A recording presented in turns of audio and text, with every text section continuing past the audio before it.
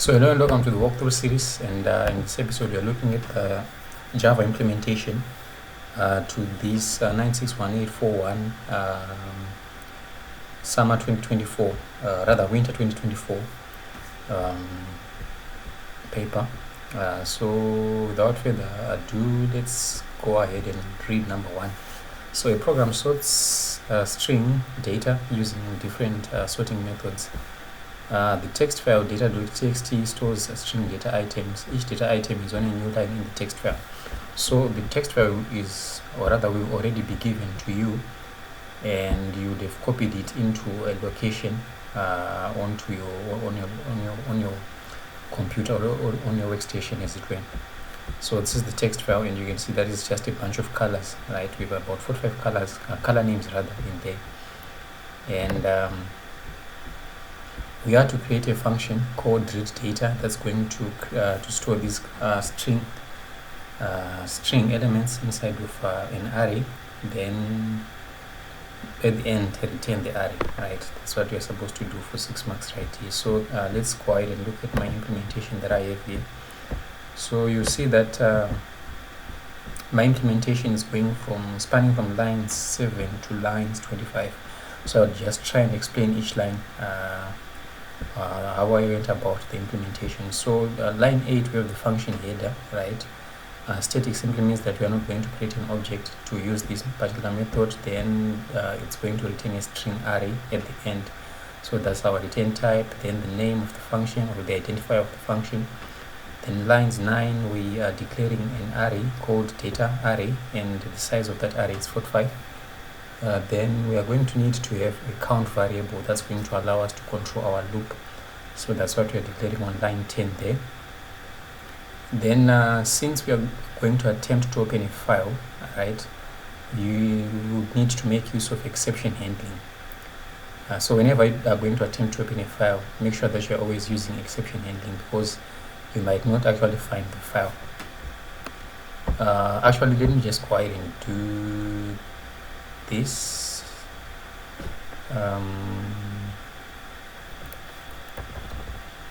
Okay, should I show you this now, or should I show you? Maybe I'll show you towards the end of the question, once we've the other parts of this question answered. Then I'll go ahead and show you why you need to have exception handling. But basically, I'm using exception handling, right? So I have a try and a catch block to handle any exceptions that may be thrown at the runtime. Then we are using a file reader object. We are going to create a file reader object and a buffered reader object. Remember, you need these two classes to be able to open files in Java. So the file reader, we are creating it on line 13, right? And we specify the relative name. Rather, this is the absolute name of the file, right? Where it is sitting on my computer. So make sure, notice that I'm using those two backslashes. They are needed, because if you use a single backslash, then it's going to be treated as an escape character in Java, right? So you need to make sure that you have those two backslashes for the entire full path. Then on line 14, we are now creating a buffered reader object, and we are going to pass the file reader object as an argument to the buffered reader constructor there. Then on line 15, we are going to declare a string called line read, which is essentially going to iterate through, or rather it's going to be the temporary location for the current line that we have read from the file. Then on line 16, we initialize a while loop that's essentially going to read the current line and check to see that it is not now, right? So we are trying to, the first part is we read the current line and check to see that it is not now. Then the other condition that we want to satisfy is to make sure that the count is going to be less than 45. So remember, initially count is 0, right? So if we count to 45, that means we have counted, if we count to less than 45, it means that we are running all the way up to 44. And from 0 to 44 inclusive, that gives you 45 elements. Then on line 17, we pass count as an index to the data array. So we are saying that at the first index position, that is 0, we are going to store the line read. Then we increment count, then the loop goes back, right? So count would be 1, Then the while loop is going to read the next line. Then at the next position, which is data array 1, it's going to store the next line, and so forth and so on. So essentially it's going to iterate through the entire file until it has populated our array with the color names, as it were. Then at the end, we are just closing the reader object there to avoid resource leakage. Then of course we have the exception, the input-output exception, which is basically trying to give us an error message, or a warning rather, if we fail to locate our file. Then at the end we are going to return the data array. So essentially this is the implementation for the read data function, and if you do this, then you're going to get the 6 marks. So again, this is nothing fancy, right? You're just reading contents from a file and putting them inside of an array, and you get your 6 marks. Then let's move on to B, which says here that the function format array takes an array of strings as a parameter. It concatenates the contents of the array into one string with a space between each array element. The function returns the concatenated strings. So we are supposed to write program code for the formatted array. So the format array rather. So the format array function, it's running from lines 28 to 36. Alright, so you can see the function here, because at the end is going to return a concatenated string. So our return type here is string. Then the name, of course, the identifier is what is format array. Then it's taking a parameter, which is a string array. So we are just calling it a RR or R in this particular instance. So once we take that array, we are supposed to do something with it. So we are supposed to concatenate the contents of the array into one string. Right? So we want to take all the contents of the array and store them as one long string. So in order to do that, we are using the string builder class, and we are creating a string builder object called result, which is essentially going to allow us to append all the contents of the array. So on line 30, we are now using an enhanced for loop, and essentially we are saying that if the current item is not now, that is on line 31. If the current element is not now, then we want to append result with the current element, right? And append an empty space just after putting that element. We put in an empty space so that when we go ahead and append the next item, there's going to be spaces in between the words of the new string that we would have created from the array elements. Then at the end, we are just going to return the string. Then of course trim any unnecessary trading spaces on line 35. So that's what we're doing there.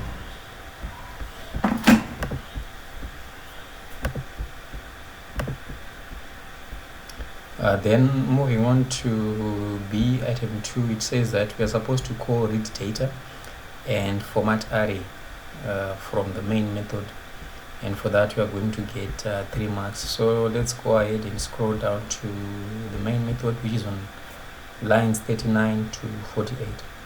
So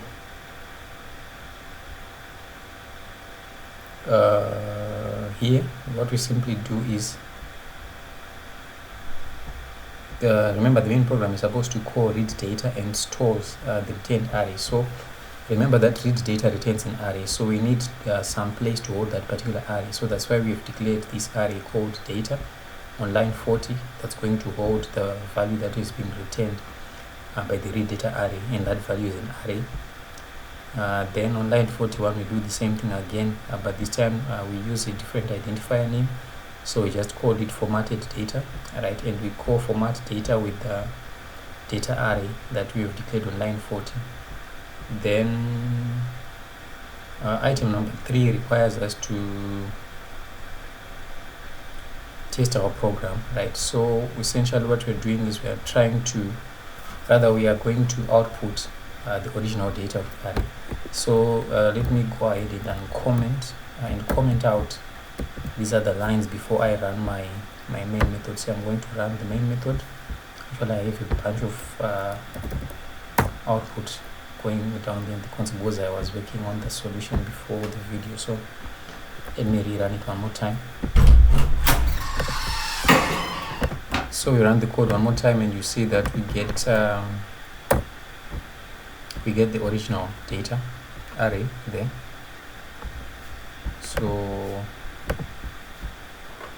you see what we were saying earlier on, that you print the name, then you concatenate with a white space or with a space, so that the next word is visible. Otherwise, if we didn't do this piece of logic on line 32, we would have a very long string of color names without any breaks in between. So that's how that works. And the other thing that I had meant to show you was the relative and absolute path concept. So if we come back to,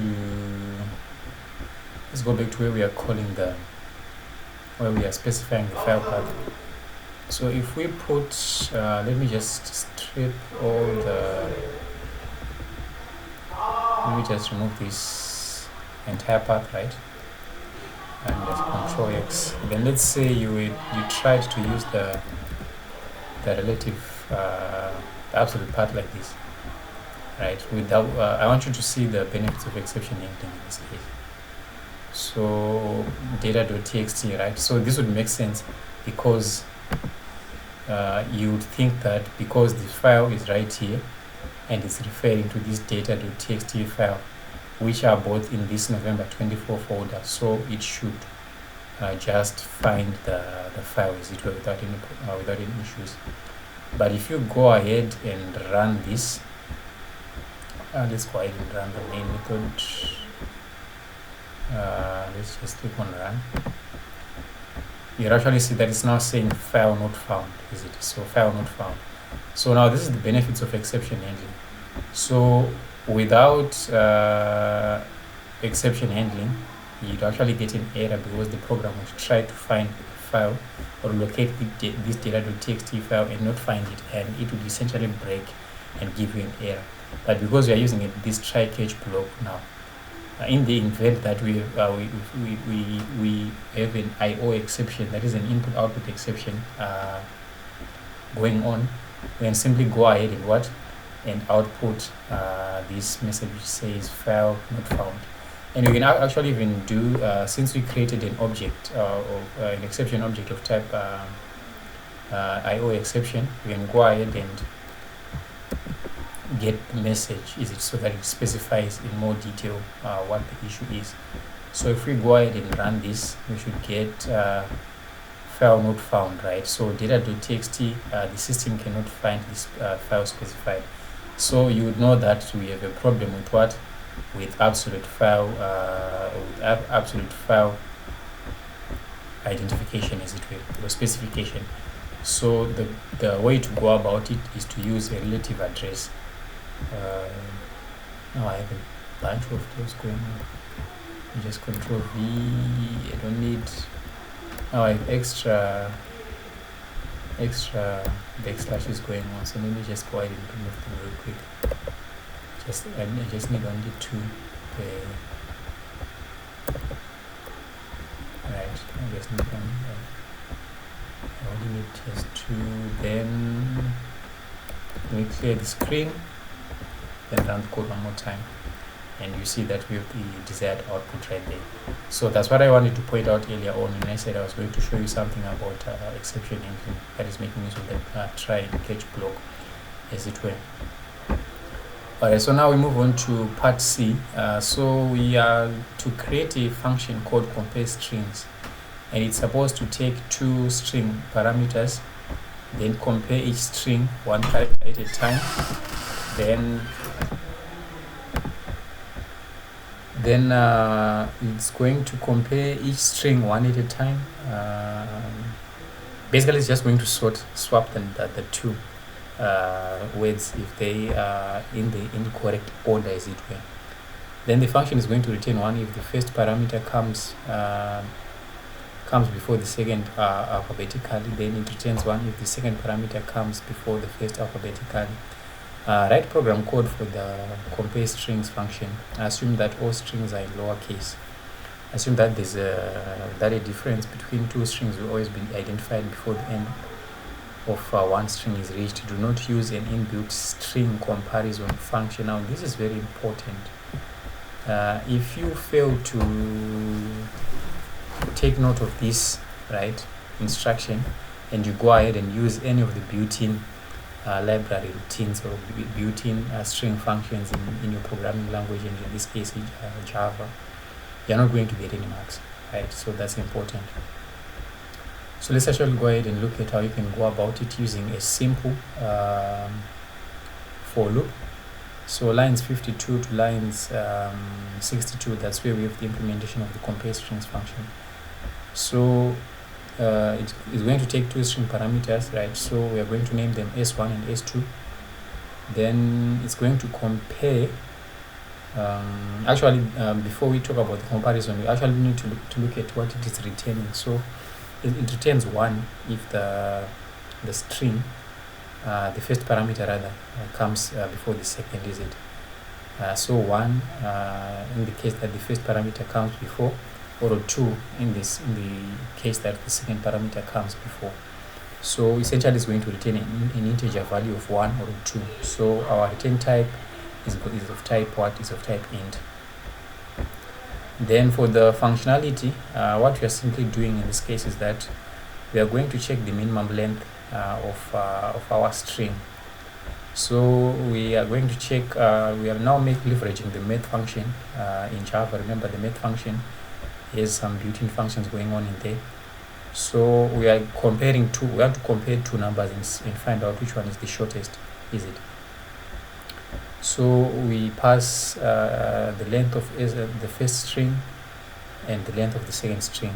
In this case, we are trying to satisfy this condition, which says which says that assume that a difference between two strings will always be identified before the end of one string is reached, is it?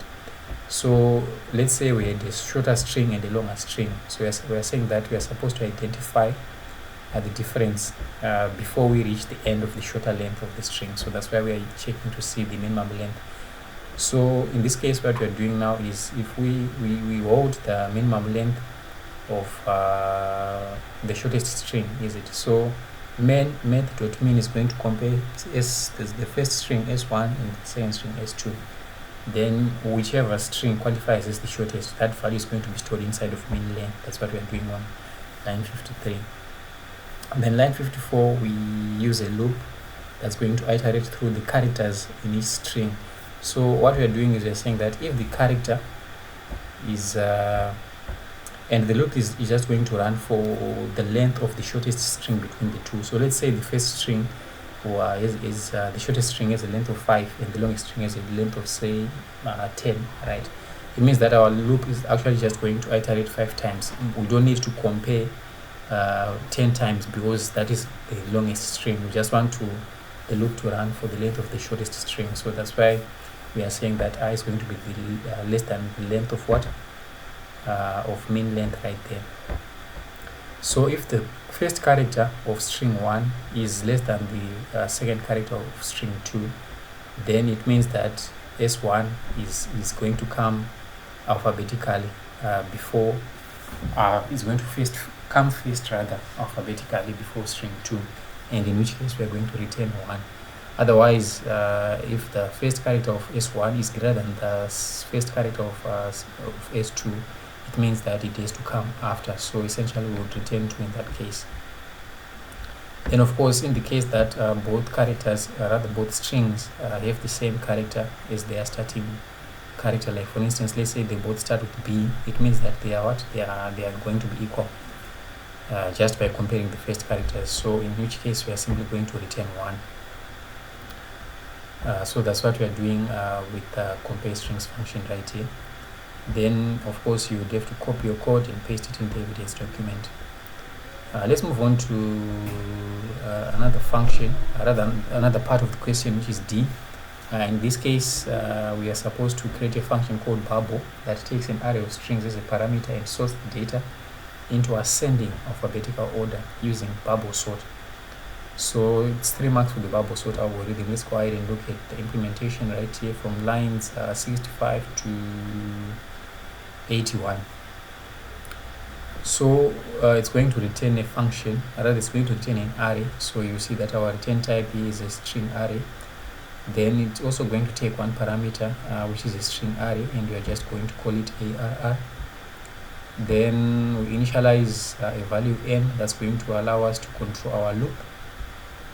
Then we the first loop, this one, it's going to assign values to. So we're saying that the current element, right, if it is not equal to now, and the length of the array, right?